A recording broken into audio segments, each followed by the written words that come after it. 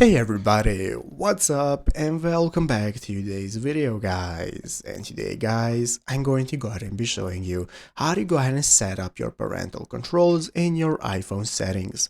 This is a very simple thing to do, so make sure to watch this quick and easy video till the very end and follow my steps correctly so you can make sure that this works the same for you and you can do this yourself. But yeah guys, let's get straight into it. So the first thing we want to do is to go ahead and open up the official iPhone settings if you have not already. So if you do not know how to open up your settings, just go to the home page of your iPhone right here, from where you can get started tapping on the settings icon and it's going to open it up. So this is going to open up your settings from where we can get started browsing all the settings we can access for our iPhone. And now what we're going to do to be able to set parental controls is use the built-in screen time feature that we can find right here in the settings. So go ahead and scroll down all the way down until you find this option that says screen time. This is what you want to tap on.